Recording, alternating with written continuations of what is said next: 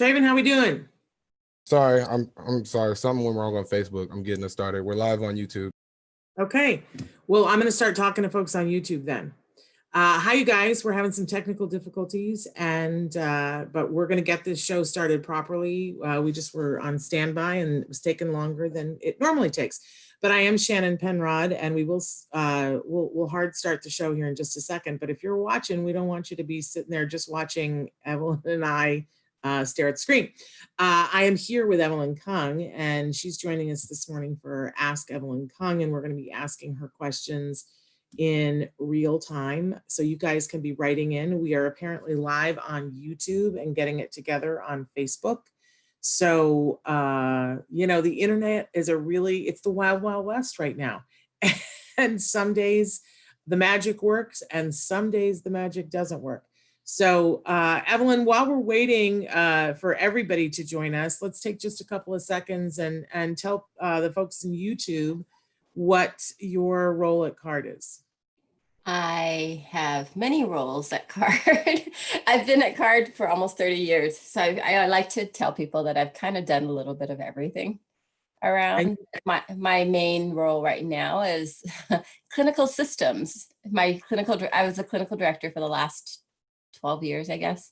And now I am actually trying to work with all the different types of systems at CARD that get together. And it can be everything from the system of setting up a clinic to skills, which is our curriculum, to, just all the other fun things that just the clinical world touches when we want something being built or developed. So it's been pretty crazy.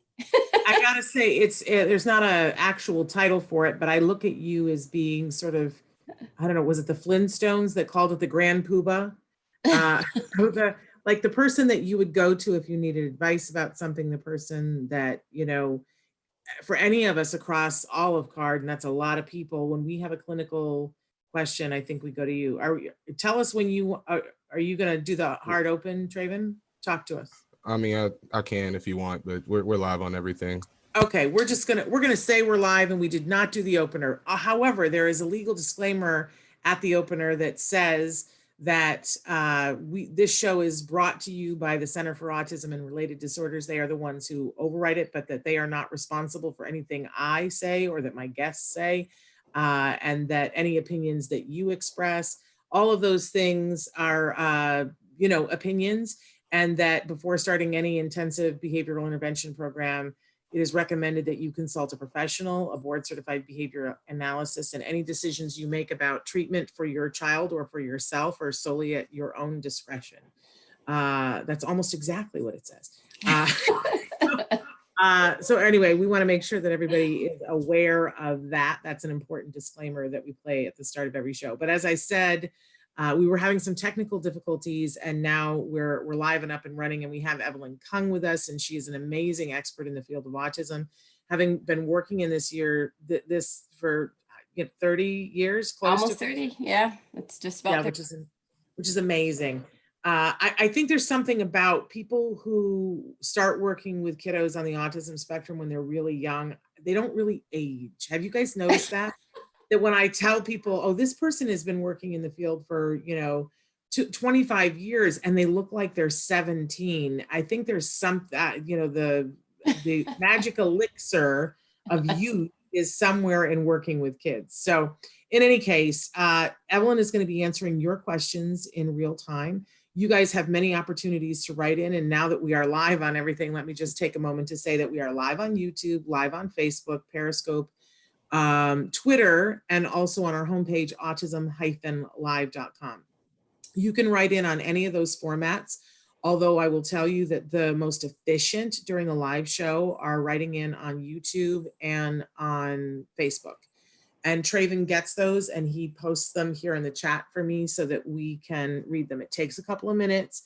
Please be patient, but write in early with your questions. We're really looking for some questions this morning because, and I have a slight disclaimer, an apology, because we asked you guys for questions earlier in the week for all of the experts that we were having on, Bonnie Yates, for Temple Grandin, and for Evelyn Kung. And you guys wrote in a lot of questions. And because it was my birthday yesterday, a lot of people wrote in birthday messages, and my Facebook page has imploded and I can't find anything in it. So I don't have my hands on all of your questions right now today, but we're going to find them. We are going to find them and we will get to them. But I apologize that you may have written in a question that I don't have in my hands right now. Just keeping it honest and real. And I apologize to you for that. But we do have some questions and we're looking for you guys to write in more questions. You can start doing that right now. I do want to say too, that those are the places that we are live that I just listed off, but we also, after the show is over being live, it podcasts to all of those places and more. We are on iTunes. It's a free download. You have your choice. You can download just the audio or you could download the audio with sound. We would love some reviews on iTunes. Some of you wrote in some reviews last week, and what that does, you guys, for us is when you write in a review, it makes it so that thousands more people are able to see that there is a podcast called Autism Live, and it's free advertising when you write a review. So please, some of you did that and you helped thousands of individuals in the autism community by doing that. So if you're looking for something to do today that would potentially help a lot of people, that's something you can do to help us to reach people to help them. But we are also available as a free podcast. We're on Spotify, iHeartRadio, Deezer, and Ghana, and more coming. So really happy and thrilled about that. If there's someplace that you would like us to be and you don't see that, then just write and tell us, because Traven is very good. By the way, we are also on BronxNet TV every Tuesday night. I believe it's at 8:30 on Tuesday night. Correct me if I'm wrong, Traven. So if you are in the Bronx or Metro New York area and want to check us out on BronxNet TV, we are there and we enjoy being there. And if you would like for us to be on your cable access channel in your area, hook us up. We're happy to be. When we started, we said our mission was inspiration and information, and on as many screens as we could be for free. And that really hasn't changed. It's just that sometimes we don't know about something until you tell us. And thank you. People are writing in and saying happy belated birthday. So I appreciate that. And yesterday was a big reminder to me how lucky I am and to be in the family that I am in, the tribe that I am in, and all of you are a part of that tribe. So I appreciate all of you. It's a great reminder of the wonderful life that I'm leading. And there was a time in a day as an autism parent when I didn't know that I would be able to say that. Somebody asked me yesterday, are you getting nervous because you're staring down the barrel of 60, which ticked me off because I turned 58 yesterday. To me, that's not staring down the barrel of 60. Talk to me about that in a year. And I said, no, I'm not at all afraid because I'm living the life that I want to be living. So, and having an opportunity to do the things that I hoped that I would be able to do with my child and to give back to the community that made that possible for me. So I'm happy to be in this tribe. So Evelyn is here. And for those of you who are on YouTube, you heard about how many years she's been working for CARD and as an expert and the many different roles that she has held at CARD. But she's here today to give you guys some information. Now, the disclaimer for her is that there is no expert in this format that could give you individual specific advice. In fact, they couldn't. So thank you. Somebody said 58 is the new 45. I don't know if that makes me feel better. So, but I'll take it. I'll take anything, right? It's above ground. We'll take it. But in any case, Evelyn is here. She wants to give you information. Please write as much information in that is relevant, including diagnosis and age. And I always like it when you guys tell us where you are in the world, because the resources are different in different places. And we're going to start with a question which deals with exactly that, because resources are different and change. So our first question here is, my child has some language. We were doing ABA intensively before the pandemic, and he was making great progress. We continued during the pandemic, but with reduced hours. We are losing our intensive program and transitioning to remote services model. I want to be teaching my child to use a device to communicate because I am desperate to know what he is thinking and what he wants. I'm getting a conflicting message about if I should be attempting to use an AAC device or double down on vocal speech. He is 4 and he is very focused on letters and science and space. What do you think there, Evelyn? I love it.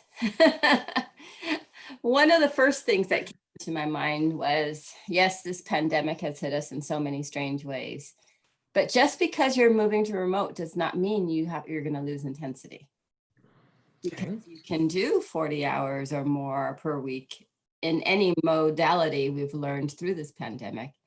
Families that were getting that 40 hours a week intensive, just in person, it's a little different because you might have to be, somebody might need to be near your child if they're getting it all remotely through telehealth, but you can still keep going. You know, your BCBA who's handling your program should be giving you lessons and should be training people who are, you know, local to you, who can be there in person and can really provide that one-to-one with just some guidance. And, you know, some of the stuff can be perfectly fine through telehealth, but some of it, you know, some of the play activities, you know, it's a little hard to do interactive play, but all of that doesn't mean that you're losing your intensity. And then from there, whether an AAC device or not, if he is vocal and he's been doing really well and he has like all those beginning words, I would say you want to stay vocal. However, since he likes letters and planets and science, that means he likes facts and things that stay the same, which means he could be a kid that's hyperlexic and you just don't know it. So dyslexic are kids who see words and it's sight reading, but they might not have the comprehension for it. So what happens with those kids is school is intensely easy, right? Especially the first 2 or 3 years, because the first 2 or 3 years of school is pretty much just all memory. And it's all tied with letters and numbers and things that don't change. You know, RED is always red, no matter what you say. So our kids that have that kind of talent, or, you know, that ability, that visual memory, you're going to use that to strengthen all the vocals he has. So you can teach him words and how to say it, and he has a concrete vision of what that word means. And then you still teach him the receptive understanding of the word, so he has comprehension. So work with your BCBA, test out some sight reading words from some of the books that you know, and you never know. The first time we saw this skill, it was with a 2-year-old, and as a kid who finished here, and mom was freaking out because she basically turned down Sesame Street to answer the phone. And her child, actually, who had never talked, was sitting on the screen reading all the words as they came up. And she was like calling us hysterical. You know, she had just started therapy not too long ago, and she never even knew. But it's just that the words the actual text provided him a prompt, that he had this really great memory and he could read or decode everything. He didn't mean that hyperlexia doesn't mean that you know what it means. The comprehension may not be there. So you can walk down, these kids are always funny because you'll walk down the street and they'll be saying, no parking, 7 to 9 p.m. They don't know what it means, but they can decode the words.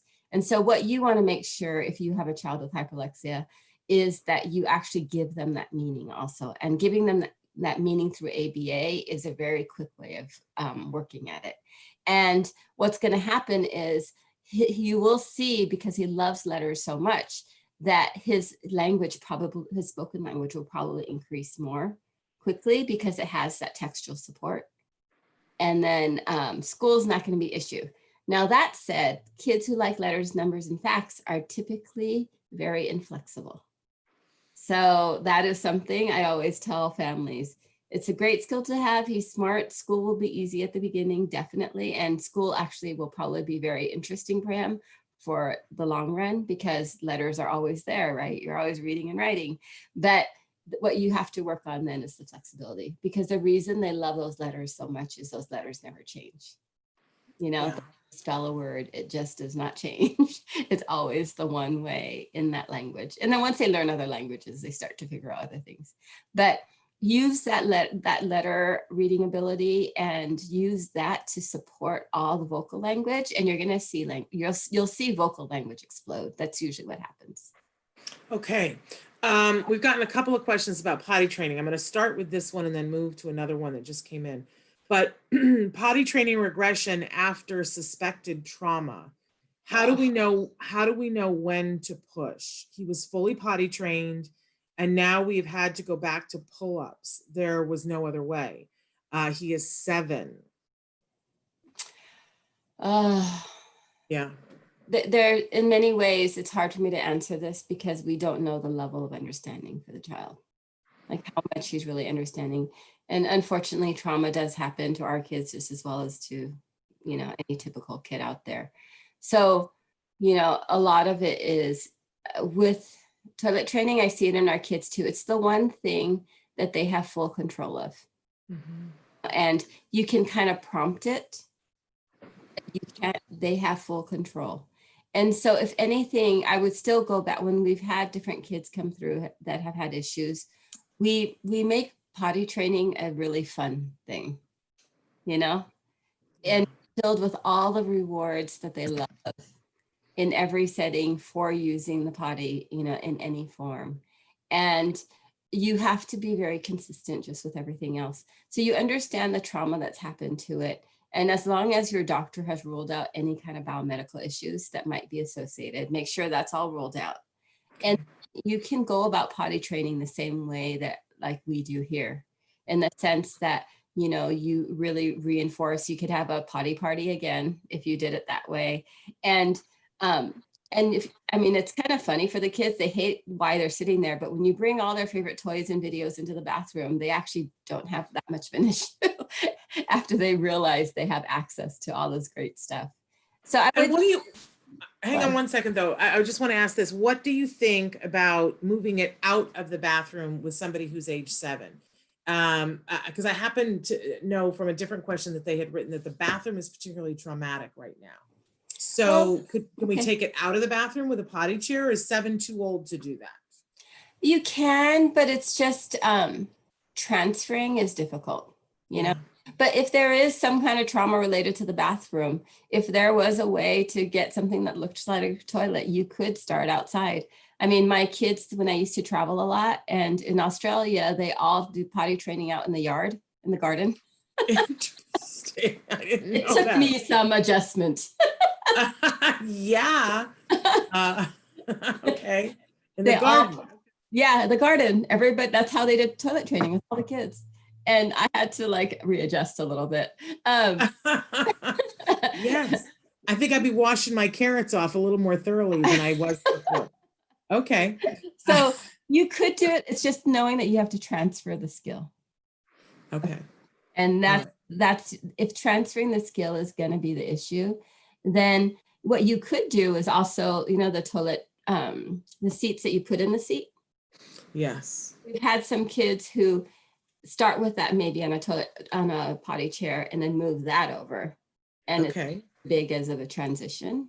Okay, I like that. 7 is still okay. I mean, it can't, a little further won't be, but if he's been toilet trained before and there is actually no like biomedical issue,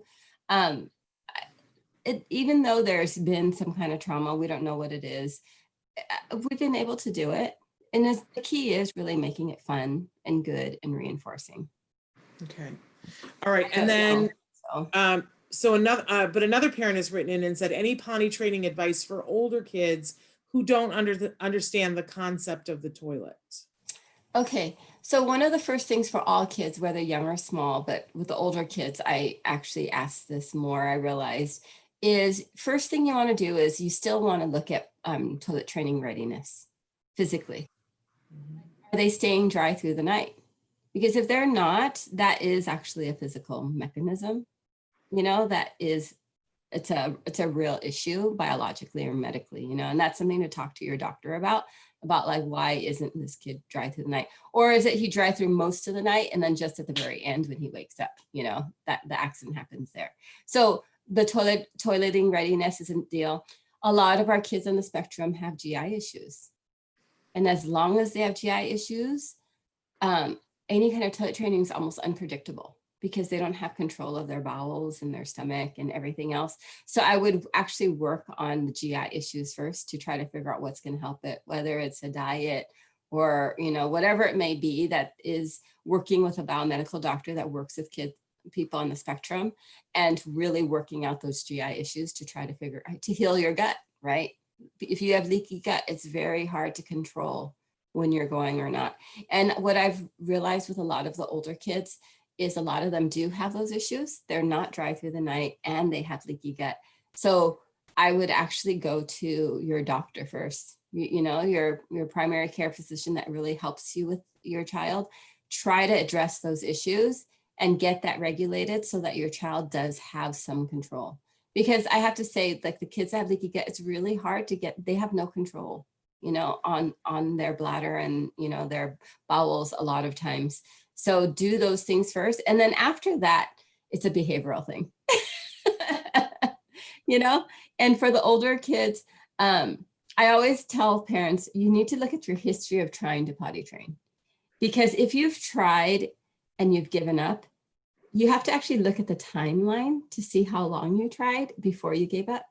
Because basically what you're building is their tolerance and how long they have to fight before you give up. Yeah. It's, you know, it's a form of like when we do extinction, which is a behavioral technique where you're basically ignoring the behavior and you're letting, you know, you're not ignoring the child, but you're ignoring the behavior and you're reinforcing the behavior not happening. Or you're reinforcing another skill. So I always look at toilet training and I tell parents, how long did you go when you tried? And sometimes it's 1 day, 2 days. Sometimes they'll be like, oh, we fought with him for 14 days, 2 weeks, and then we gave up. I would say, well, then that's going to be your baseline because he knows he can cry for 14, he can fight with you for 14 days before he even starts thinking about getting with the schedule to be toilet trained. So that matters too. And then I'd say get a good behaviorist, get a BCBA with you and work out what all of the reinforcers are for him. What are all the antecedents? What behaviors that he's gotten used to doing? Is there a sensory issue? Does he not notice when he's wet? If he notices he's wet and he changes his pants quickly, that's actually a really great sign to do training for toilet training readiness. But work with your BCBA and, you know, really start looking at all the different issues that surround toilet training. Is it a behavioral issue? Is it a medical issue? Is it a sensory issue? Are there reinforcers that you're willing to remove from his current life so that they're special and you can use them just for toilet training? Because that usually, you know, the more motivating it is, initially, for the kids who don't like to be wet and want to change quickly, it's very motivating. That's the motivation to get toilet trained. But if they don't care if they're wet, you have to have some kind of other external motivator or reinforcer for him because they're just not realizing they're wet. And it could be just like that whole physical state where they don't realize they're wet, and that is its own issue. So, you know, there's many things to do, many parts to go through this, but get BCBA and they can help you go through. And I know a lot of times people don't have BCBAs near you, but like if you can get anybody to even do it by telehealth, it's possible to get the direction. They can just spend enough time through an iPad or another device watching your child, interviewing you, figuring out what the history is and figuring out what the reinforcers are, and they can walk you through it and make a plan for you. Okay. So Michelle says hi from Florida. How do you feel about scripting? But I'm not 100% sure that what you mean by scripting is what I think scripting means. So let's see. But they go on to say, my daughter is 17 and I did 1 sentence per day, 5 each week while on lockdown. I'm guessing that it's like a sentence that you taught her, that you scripted it out for her and taught to her is what you mean by scripting. And she goes on to say she uses them now at school, but the speech therapists here don't use this. So when I think of scripting, I think of it as being like echolalia and movie talk, where the child just says something that they've heard and they don't understand what it means.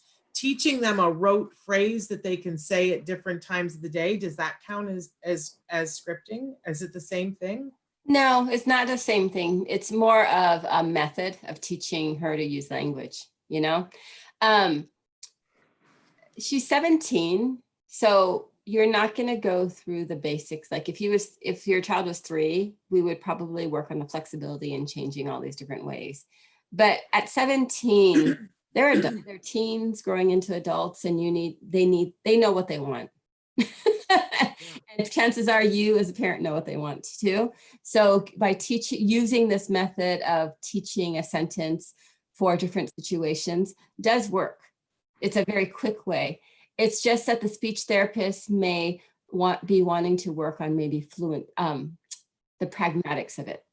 You know, when you change your language according to the social situation, or when you're changing your language so that it's not a memorized phrase. And, or maybe you're teaching the script and your child doesn't need a script, because it's like, how many of you, when you were learning your ABCs, thought LMNOP was one letter? Oh yeah. Oh yeah. Everyone. And it's the same thing. Like when I get little kids, and when I used to do a lot of therapy, the first kids that would come in, if they talked, they all thought 1, 2, 3 was one number. Interesting. Because people say 1, 2, 3, go, or 1, 2, 3, whatever. And so, and it's the same way a lot of parents use the kid's name. So if they don't know sit down, but they know Tommy sit down, and they just think Tommy sit down means sit down. They don't Tommy is a name. So sometimes scripting, when you're teaching it this way, like 1 sentence per activity or 1 sentence per, manned request of what they want. So our kids will chunk language and think that all those words means one thing.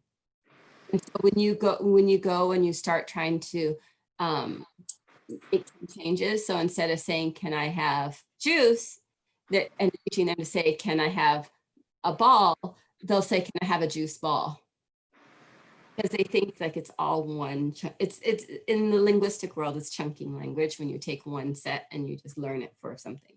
But for our adults, I have taught older, like 20-something-year-olds, where it is faster to get them access, and it teaches them to communicate.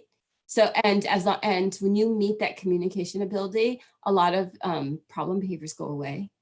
And that's a valid way of teaching language. It's just that if you want some flexibility in the language, or if you want her to start learning other types of language as an extension, you will have to go and teach every single sentence for her to communicate, and that would be hard. To get these needs met, it's okay. Part of it, and I always have to give the disclaimer, I love speech therapists and I love OTs, right? But I do think that a lot of times we have an expectation when we go to them, because I think sometimes we're thinking that they're all the very best speech person. I know some speech therapists that work on developing conversational language and do it beautifully. But I think it's the exception, not the rule. I think that most speech therapists think of themselves as people who are facilitating the vocalization of speech. They're going to work on what I call diction, what they call articulation, right? And they're going to work on, some of them work on pragmatics, but a lot of them don't. And I hear this time and time again from parents, that what parents want, we say we want our kids to talk, but that's not really what we want. We want our kids to be able to have conversation and tell us what they think and get their needs met. And I think that sometimes speech therapists are really focused and in a groove where they're trying to get your child to produce sound that can be understood. And I think that those two things, while they are parallel and they have a lot to do with each other, I don't think that all speech therapists are equipped to give parents what it is that they're really looking for. And I do want to make the case that ABA can, because I think what you're doing with your daughter is great. I think that most adults do this. I was a very shy, I know this is shocking to everyone, I'm still socially very shy, but I've been taught workarounds so that I know that if I'm at a party and I'm like, I don't know what to say, I've got like a drop-down menu in my head of 20 things that are conversation starters that I can say to somebody. And I learned those by rote. I think it's perfectly acceptable to give our kids things to say. And then, we want to make sure that they understand what those things mean and what the consequences of saying those things are, right? But I think it's great to give them starters. And a phrase to say, like, my son has a very particular order at in and out, and it took us years to get him to be able to say it in the way that they understood, not the way that he languages it, but the way that they understood that this is how he wants his burger. I think it's great to teach them those things. I think that your expectation that the speech teacher is going to teach it, it sounds like they're not gonna. Some might, but it sounds like this person isn't going to do it. But I think that they're going to work on other things that might be valuable for your daughter, but you should still, I think, don't you, Evelyn, that she could still be working on it in this way at home. Just don't expect the speech teacher to do it. Yeah, and one of the things you can do is a lot of times, you know, speech people they have a goal and they don't necessarily share that goal with the parents. They have an idea of what they want these children to do. And even though there's interview and you get to know each other, I realize that the goals of the speech therapist don't always match the goals of the parents. And so it would be good for you to ask them, like, what are the goals that you have for her? And see if you agree with them. And then also see, you know, you're going to be evaluating for your daughter, how useful is it? And then there are some speech therapists still out there who actually, they kind of treat all their patients in the same way, but they don't realize that with autism, there are specific ways that work better than others. And so sometimes there are, you know, the younger speech therapists now are all trained, not all, but a lot of them do get some training about what ASD is. But the older speech therapists, a lot of them I still encounter still really don't understand what autism is. So when they're trying to teach in a more linguistic way, which how they've taught to somebody with autism, as opposed to the useful way, which is more of what ABA is starting with what language is useful. Sometimes they don't, and when you start with something so abstract, people on the spectrum have a hard time understanding what they're actually trying to get at, you know, because it's a linguistic understanding of what speech is versus more of the ABA, which starts with, no, we need to work on communication and it has to be meaningful first. And then we can talk about, you know, anything that's a little bit more abstract surrounding it. So yeah, you're doing this at home. Yeah, and I love that mom says she does. She works with her every day. You're doing a great job. And I think, you know, I have a friend who has an expression. She's like, you know, don't go to the hardware store looking for spaghetti and milk. And unfortunately, I think a lot of times as parents, we go to the speech therapist and speech and language pathologist, and we think that we're going to work up on to making conversation and to helping our kids to be able to converse in their day-to-day situations. Sometimes it is going to the hardware store looking for spaghetti and milk, but you know that what you're doing is working. You keep doing what you're doing, Mom, because that's wonderful. Okay, I want to move. I'm not sure that I entirely understand, but I'm going to read it. Hi, my daughter, when she feels bad or doesn't want to follow instructions, she goes into the washroom sometimes every minute. From last year, my daughter always cut her hair.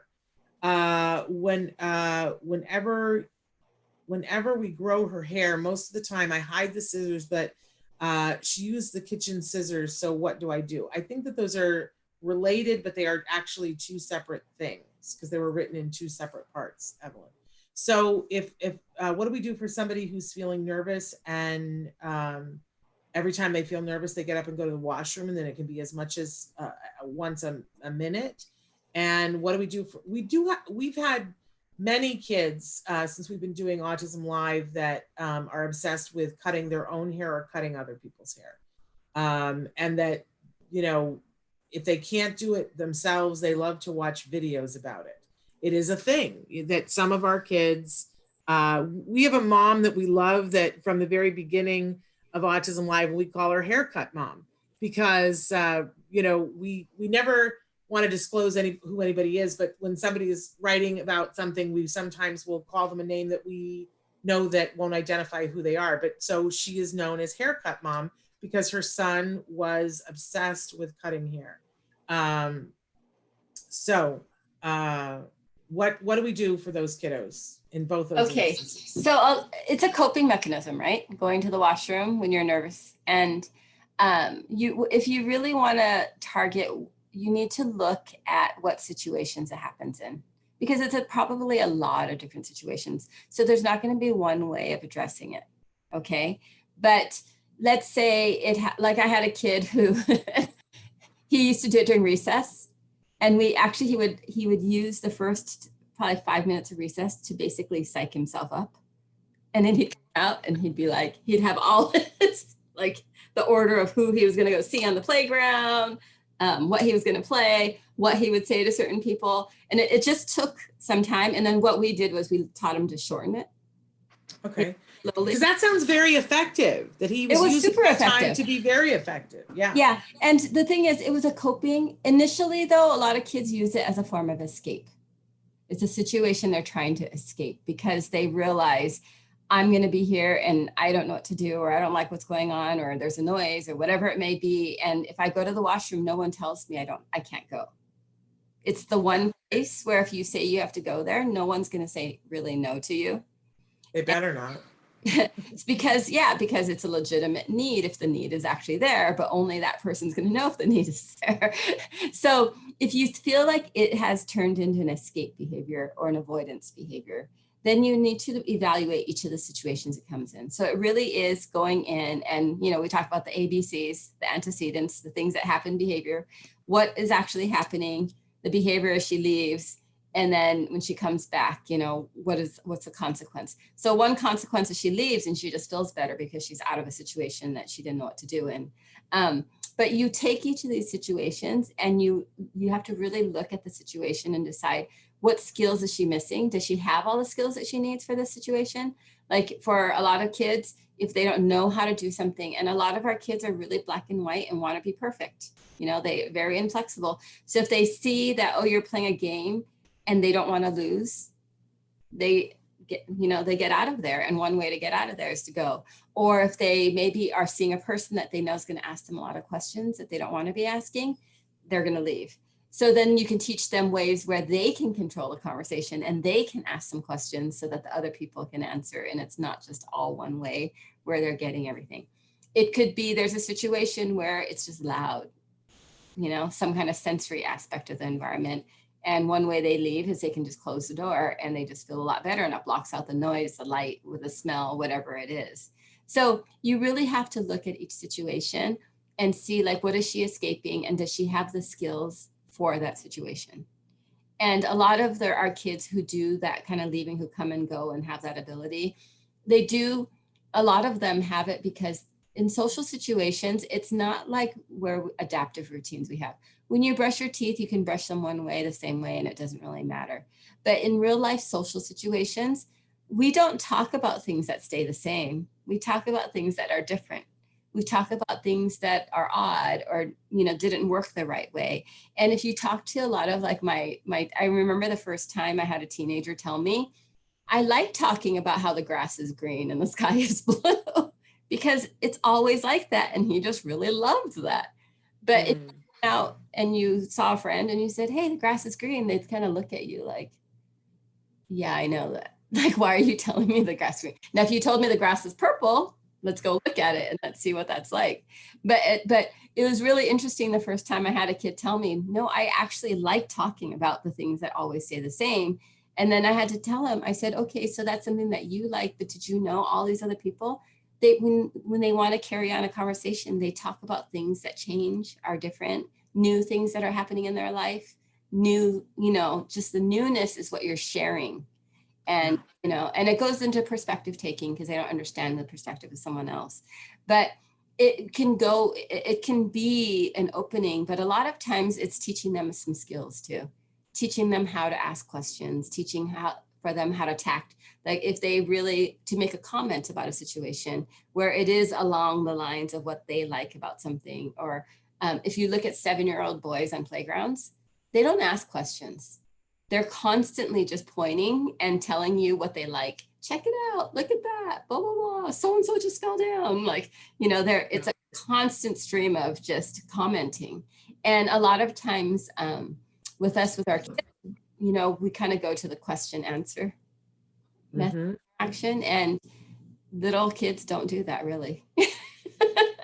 So you have to look at how old this child is too, and what, do they have the skills for that setting? If you are not sure, just go out and listen to all the kids that are at that age, in your neighborhood, in your school, and you'll just start thinking about, write down everything that you hear and then go back and listen. And it's like, can my kid do these skills? Can they ask these questions? Can they make comments on what they hear, what the environment shows? And then that might give the child more skills in teaching them that skill to be able to be used in those situations so they don't have to escape. And then as far as the hair cutting thing, and as after I said this out loud, and I was like, yeah, some of our kids are obsessed with cutting hair, and yeah, it's some of our kids. And then of course I need to own up to the fact that in COVID, this is, I almost had to have an intervention because I kept shaving my head and cutting my hair off.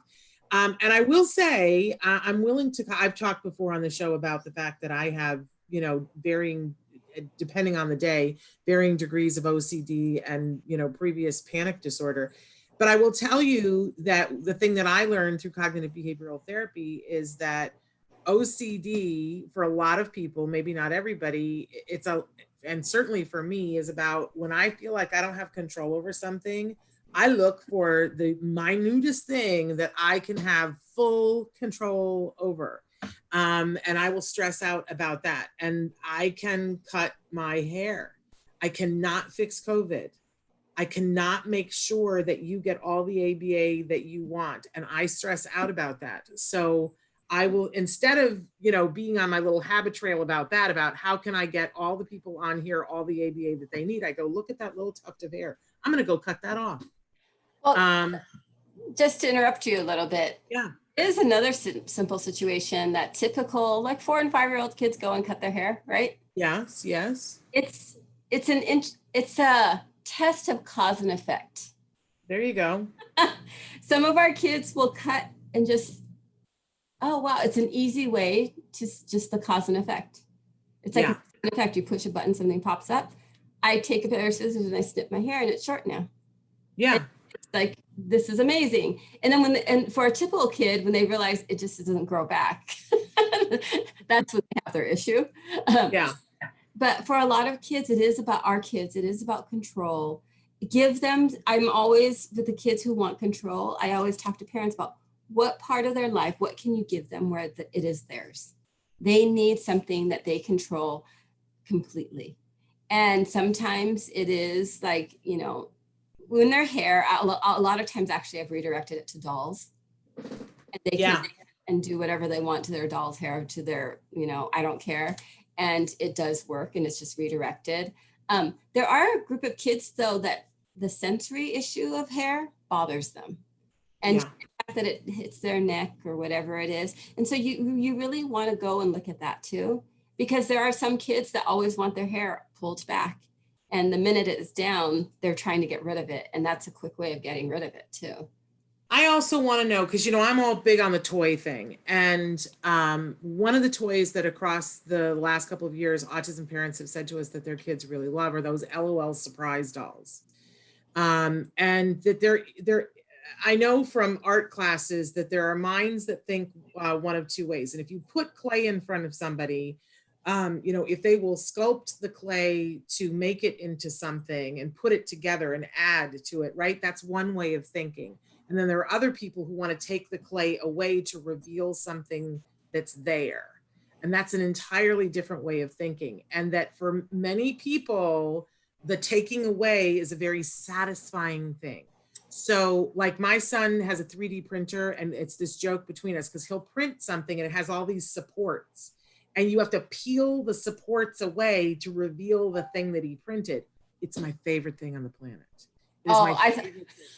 Right? I just he'll go, Mom, I got a present for you.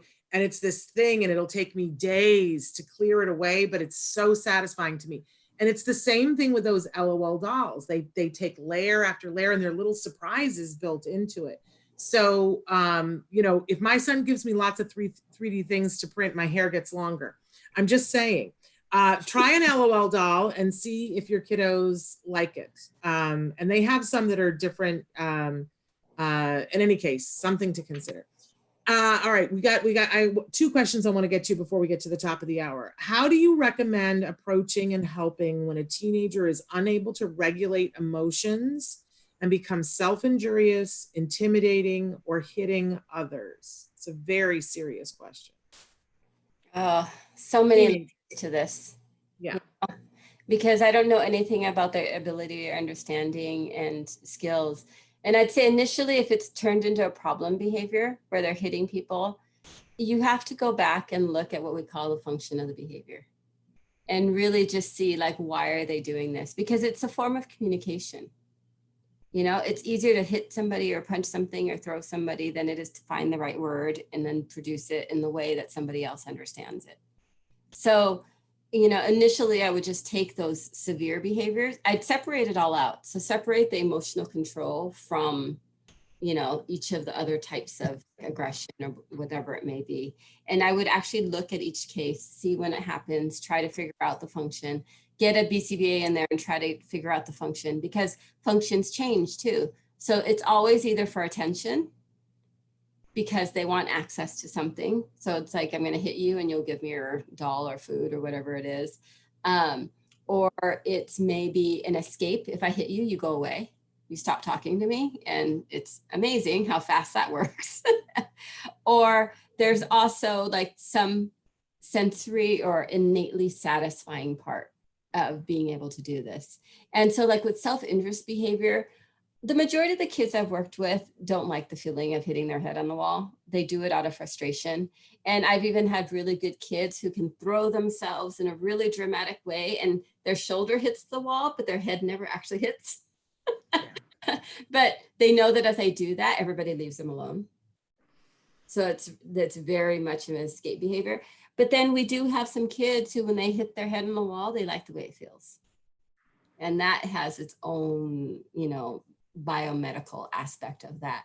And, you know, there's all sorts of theories around it. Many of the kids who are self-injurious actually don't have the ability to communicate and can't tell you why they're doing it. There's all sorts of research and theories that, you know, like if you stub your toe on the wall, you get that pain. And the first thing you do is maybe hit your leg, right? And the reason you do that is that reflex is because pain receptors, they get redirected. Mm-hmm. And like you stub your toe, but then you hit your leg, and then the pain receptors aren't all going to your toe. They're coming to wherever you hit your leg. Interesting. It somehow like lightens the pain load. So I know like with kids with autism, with, you know, it's been like 20 years, they were looking at the idea of when kids headbang or like bite themselves, that there's some kind of pain somewhere else going on. And by doing these other behaviors, it redirects the pain a little bit. So we've had all sorts of kids. We've had kids who have had, you know, like stomach issues for years and years, and until they could talk, they couldn't tell you. And one of the reasons they were hitting themselves is the pain was so bad. Mm-hmm. And but it wasn't a pain. It wasn't, you know, head pain, it was stomach pain or some other part of their body. So that in itself, I always say, like, you need, you know, go see your physician and just do a full workup and see like if anything's going on.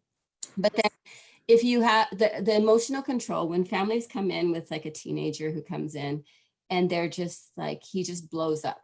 He's either happy or he's having a meltdown. Like, and the kid is completely vocal.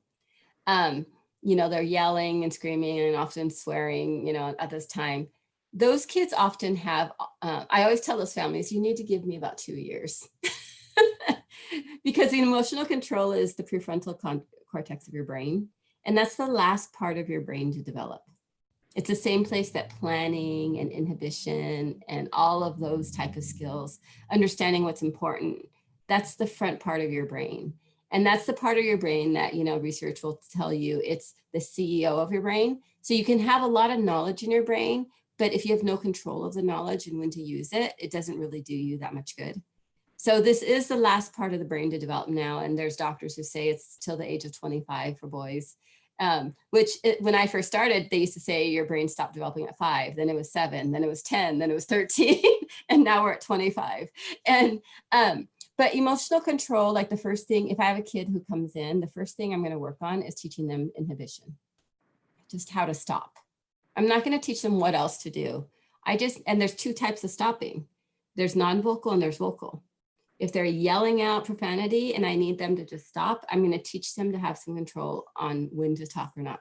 So it'll be something like, I'll start with a word if they can read, and I'll say, say this out loud when I point to you, say this out loud when I ring a bell, say this out loud when, you know, whatever the thing happens, so that they don't, because a lot of the kids, you show them a word and they immediately say it if they know what it is, you know, or if they hear a song, they want to sing with it, or they hear, you know, you start a phrase and they want to say the end of it.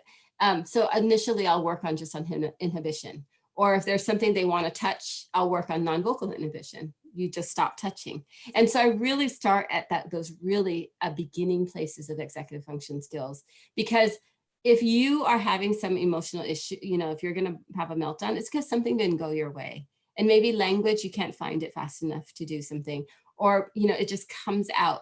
You have to work on those easier skills first, you know, the ability to just stop yourself.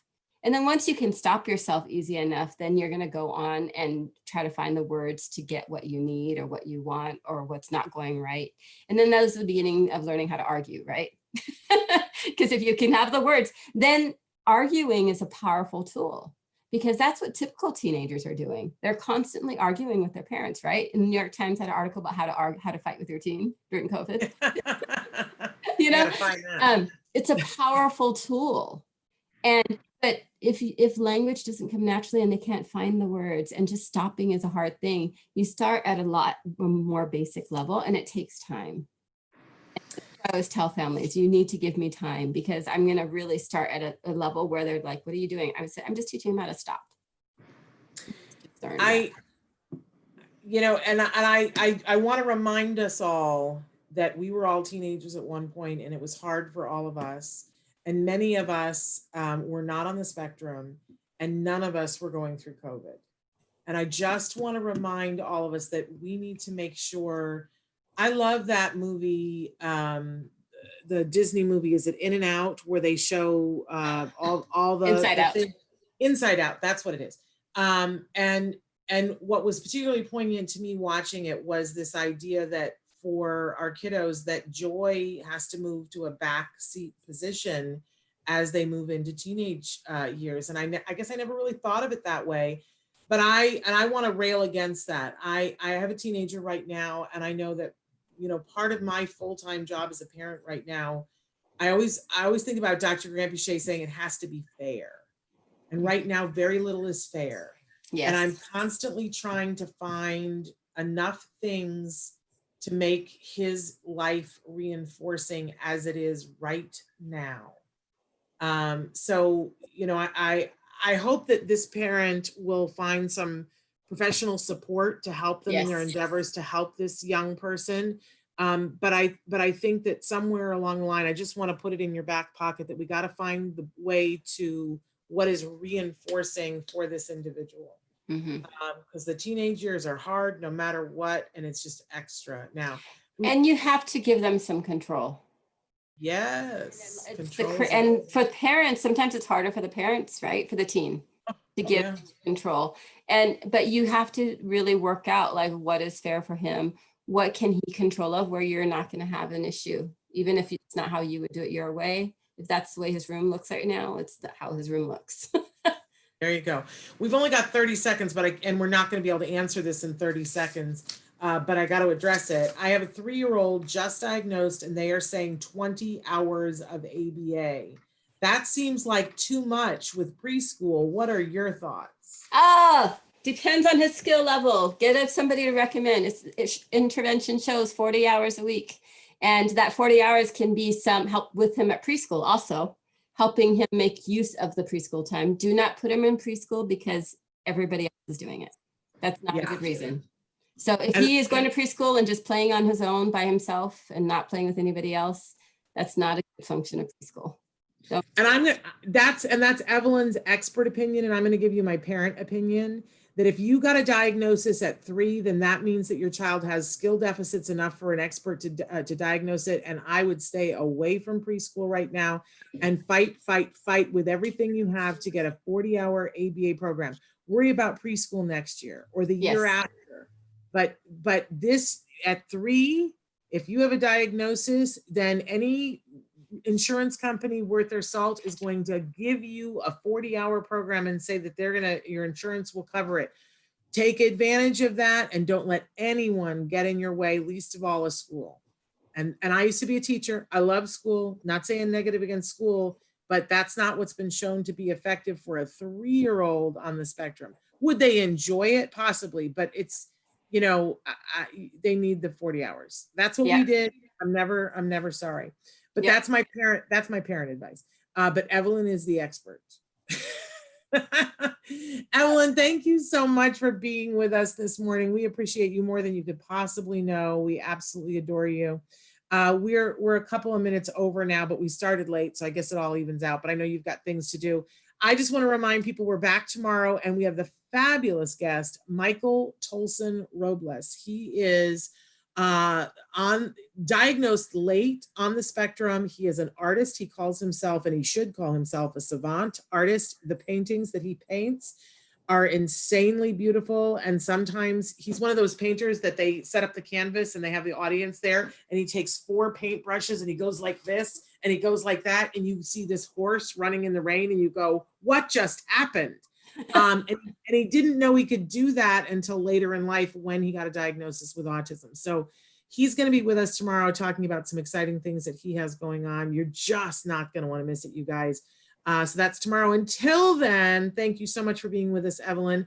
Until then, give your kiddos a hug from me and one for you too. Bye-bye for now, you guys. Bye-bye. Bye.